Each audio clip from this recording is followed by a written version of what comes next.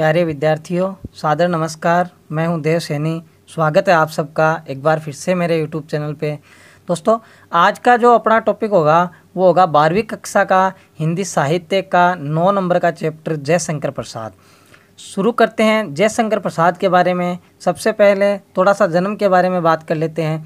UP में 1890 में वाराणसी में इनका जन्म हुआ था और हिंदी साहित्य में जो छायावाद आता है उस छायावाद में ब्रह्मा के नाम से जाने जाते हैं जयशंकर प्रसाद। कुछ उनकी प्रमुख रचनाएं हैं, ठीक है, उनके बारे में जैसे कामायनी महाकाव्य है, सज्जन, कल्याणी, करुणालय, विशाख, अजातशत्रु, ये सब इनके नाटक हैं। कुछ कहानियाँ भी है जैसे छाया, प्रतिध्वनि, आकाशदीप, आंधी, इंद्रजाल।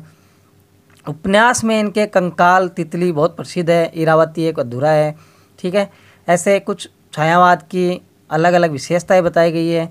मूल अपन पाठ के बारे में बात करते हैं, पेसोलो की प्रतिध्वनि।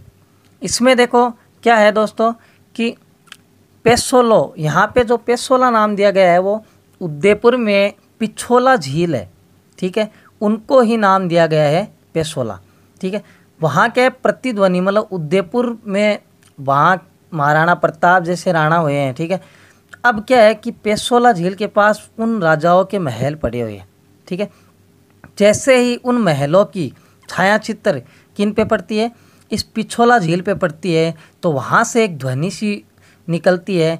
जयशंकर प्रसाद द्वारा कल्पना किया गया है इस चैप्टर में कि एक ध्वनि सी उत्पन्न होती है। वो ये होती है कि ऐसे वीर पुरुष जो यहाँ रहते थे महलों में अब कहाँ गए, ठीक है। तो वही प्रतिध्वनि है पेसोलो की प्रतिध्वनि।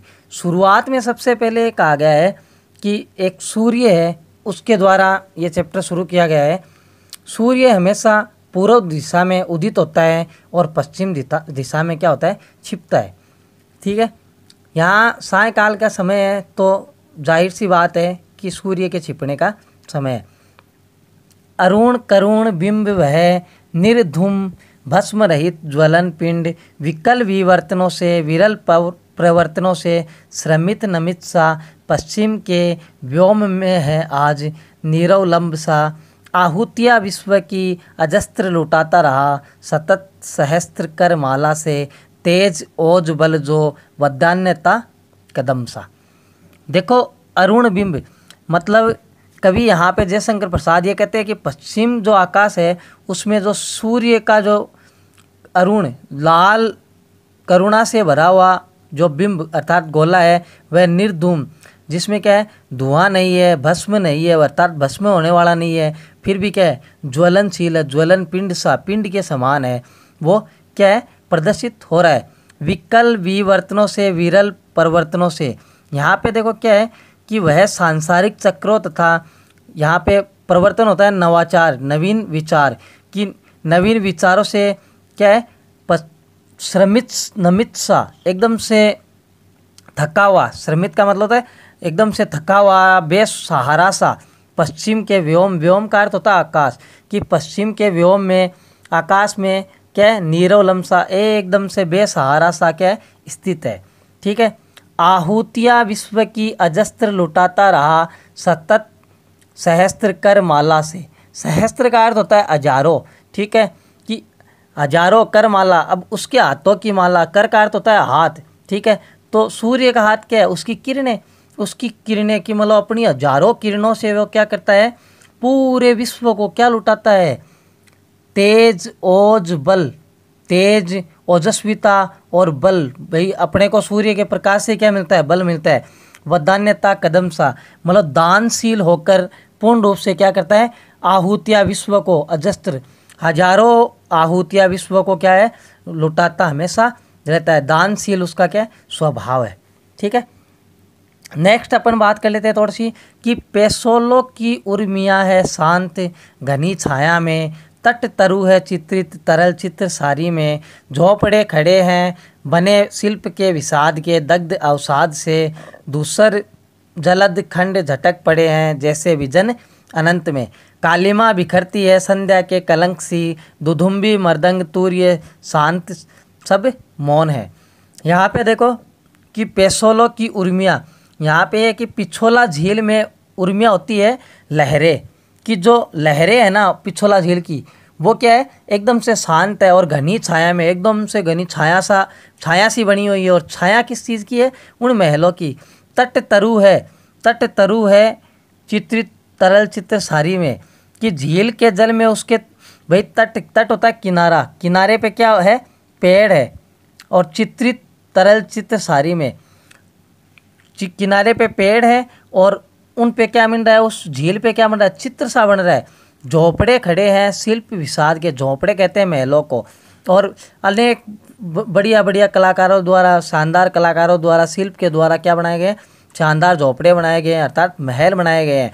वो वहाँ पे खड़े हैं और एकदम से चमक रहे हैं, और उनकी छाया धूसर जलन किस पे पड़ रही है, उनकी छाया उस पेशोला झील पे पड़ रही है, पिछोला झील पे पड़ रही है।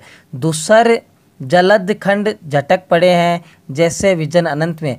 उनको देखकर ऐसे लग रहा है जैसे धूल से सने हुए, जलद होता है बादल, कि बादल के टुकड़े क्या है, झटक पड़े हैं जैसे विजन अनंत में। विजन होता है वैसे आकाश, कि आकाश में प्रति छाया दे रहे हैं किसके, जैसे जलद बादल के टुकड़े हो धूल के, वैसे वो क्या दिखाई दे रहे हैं, झोपड़े अर्थात महल दिखाई दे रहे हैं। किसमें, पिछोला झील में।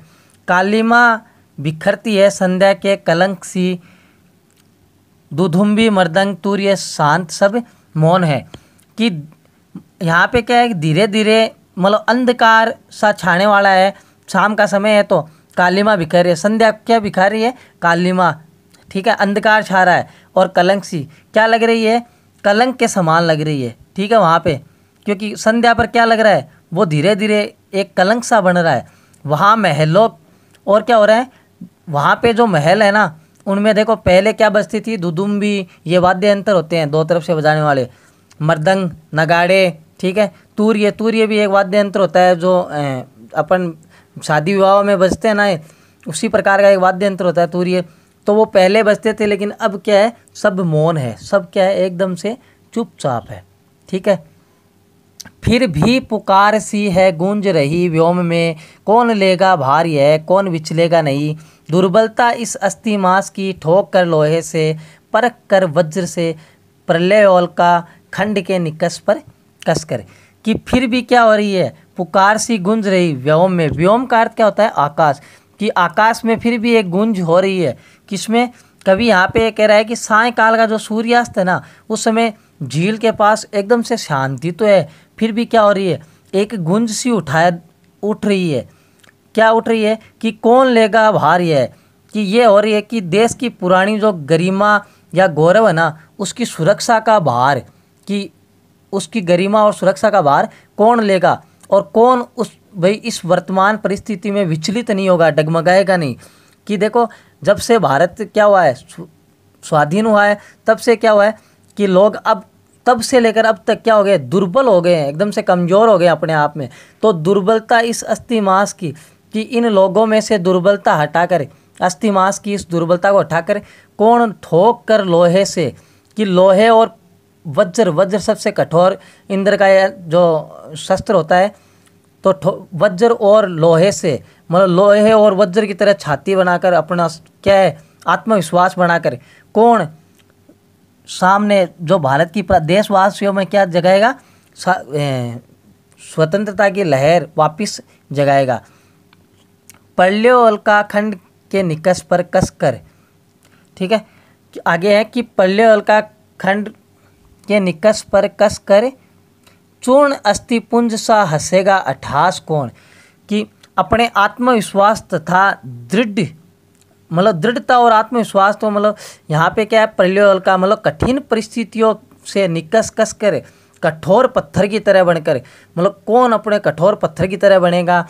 और लोगों के मन में चूर्ण अस्थिपुंज सा, मतलब लोगों के मन में क्या हो गया, एकदम से देश के प्रति, स्व संस्कृति के प्रति जो भावना थी ना अपने देश के प्रति, वो क्या हो गया, चूर्ण अर्थात एकदम से बिखर गई है, ठीक है, चूर चूर हो गई है। चूर्ण का मतलब चूर चूर हो गई है उनके मन में। लेकिन उस पर क्या है, उसको पुनः जगाकर विजय के उत्साह में हमें हास्य से, अठास का मतलब होता है हंसी करना, मतलब अति हसित होता है, ठीक है, अति हसित कौन करेगा एकदम से। साधना पिशाचों की बिखर चूर चूर होके धूली सी उड़ेगी किस दृप्त फुत्कार से, मतलब कि पिशाच होते हैं, जो बुरी प्रवृत्ति के लोग हैं, राक्षस प्रवृत्ति के लोग, कि उनके बिखर चूर चूर होके, कि भाई कहने का मतलब क्या है कि किस वीर की प्रबल फुटकार के सामने, कि ऐसा कोई वीर है क्या जिसकी फुटकार, दृप्त फुटकार से क्या होगा, जो पिशाच है ना उनके क्या होगा, प्रयास है वो एकदम से चूर चूर हो जाएंगे, खंडित हो जाएंगे। ठीक है। कौन लेगा भार यह, जीवित है कौन, सांस चलती है किसकी, कहता है कौन, ऊंची छाती कर मैं हूँ मेवाड़ में, अरावली श्रृंग सा समुन्नत सिर किसका, बोलो कोई बोलो, अरे तुम सब क्या हो, एकदम से क्या हो गए हो, तुम सब मृत हो। यहाँ पे देखो कि कौन लेगा भार यह, जीवित है कौन, कि झील में पड़ रही महलों की परछाइयाँ, कि झील में जो महलों की परछाइयाँ पड़ रही है ना, वो ये कह रही है कि अब इस देश के प्राचीन गौरव गरिमा को स्थापित करने का वापस भार कौन लेगा, कि इस भारत देश में कौन ऐसा है जो क्या है, जीवित है, अपने आप को जीवित समझता है। सांस चलती है किसकी, भाई जी तो सब रहे हैं, लेकिन ऐसा कौन है जिसकी सांस चलती है अपने स्वदेश के प्रति, कि कहता है कौन ऊंची छाती कर, कि ऐसा वीर पुरुष कौन है, साहसी पुरुष कौन है जो सिद्ध करेगा कि वह जीवित है, वह अपनी छाती ठोक कर कहेगा कि मैं मेवाड़ हूँ, मैं मेवाड़ और स्वदेश का क्या हूँ, सच्चा सपूत हूँ, मेरा सिर, मैं मेवाड़ हूँ, मेरा सिर किसके समान है, अरावली श्रृंग सा समुन्नित सिर किसका, मतलब मेरा कौन ऐसा व्यक्ति है जो कहेगा कि अरावली श्रृंग होता है चोटी पर्वत, कि अरावली पर्वत के समान मेरा सिर क्या है, ऊंचा है। ठीक है। बोलो कोई बोलो, अरे क्या तुम सब मृत हो, कि ऐसा कोई नहीं है क्या, कोई तो बोलो कि मैं ये सब भार लूँगा, सब मृत के समान हो। यहाँ पे जयशंकर प्रसाद ने क्या है, उपपालम किया है। ठीक, आगे इसी में है थोड़ा सा कि आहे इस खेवा की कौन थामता है पतवार, ऐसे अंधड़ में अंधकार पारावार गहन नीति सा, उमड़ रहा है ज्योति रेखाहीन क्षुब्ध हो, खींच ले चला है काल धीवर अनंत में, सांस सफरी सी अटकी है किस आशा में। इतना देख लेते हैं कि आहे इस खेवा की, कहने का मतलब क्या है कि जब चारों ओर निराशा ही निराशा है, ऐसा वातावरण है, तब इस मतलब पराधीनता या गौरवशाली भूतकाल के प्रति इस वातावरण में स्वदेश की भावना की, खेवा कहते हैं नौका, जो नाव होती है उसको, कि ऐसे अंधकार में स्वदेश के प्रति प्रेम की जो नौका है, नाव है, उसको कौन थामेगा, कोई नहीं थामता। कौन थामता है पतवार, ठीक है, ऐसे अंदर में, कि ऐसी कौन तो खेवेटिया चलाएगा उसको, और क्या कौन इस नाव में थामेगा उस पतवार को, नौका को, ऐसे अंदर में, कौन से अंदर में, जब चारों ओर क्या है, निराशा ही निराशा हो। ठीक है। अंधकार पारावार गहन नीति सा, कि चारों ओर एकदम से निराशा का अंधकार छाया हुआ है, दुर्भाग्य का एकदम से उमड़ रहा है ज्योति, ना ही कहीं रेखाहीन या ज्योतिहीन, मतलब प्रकाश भी नहीं दिखाई दे रहा है, ना ही कोई दिशा दिखाई दे रही है, चुपचाप छुप सा एकदम से क्या है, दुर्भाग्य को कोस रहा है, मतलब आशा की कोई भी रेखा दिखाई नहीं दे रही है।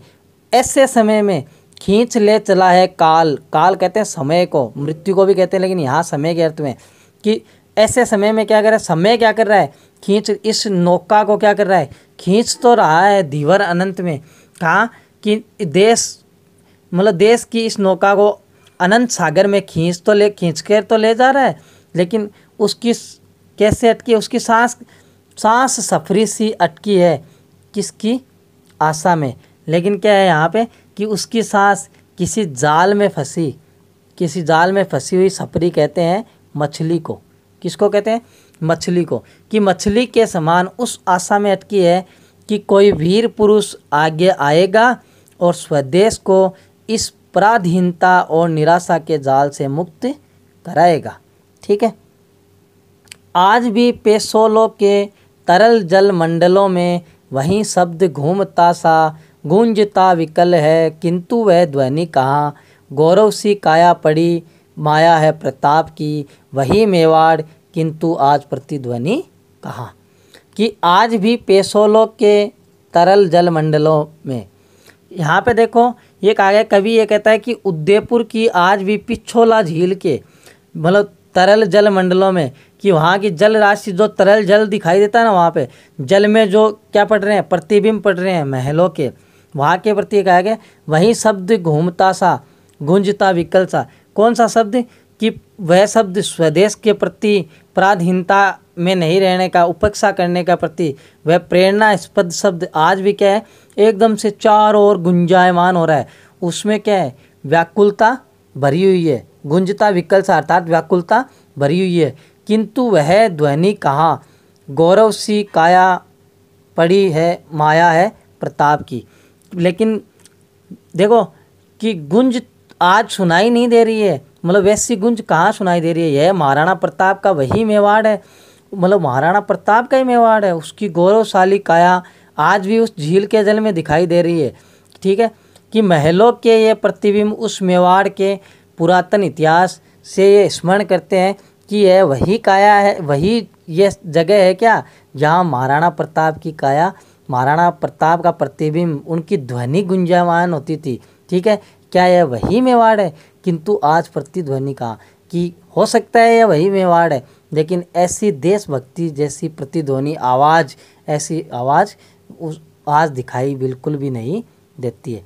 ठीक है, यहाँ पे देखो बहुत सुंदर रूप में जो जयशंकर प्रसाद है, उन्होंने कल्पनात्मक रूप में कहा है कि जो प्रतिध्वनियाँ महलों की प्रति है, उसमें स्वदेश के प्रति आज लोगों का प्रेम वैसा नहीं है जैसा महाराणा प्रताप के समय होता था। ठीक है दोस्तों, अगर मतलब टॉपिक आज ये अपना कंप्लीट होता है, नेक्स्ट किसी भी टॉपिक में प्रॉब्लम हो तो आप कमेंट में टॉपिक का नाम डाल सकते हैं।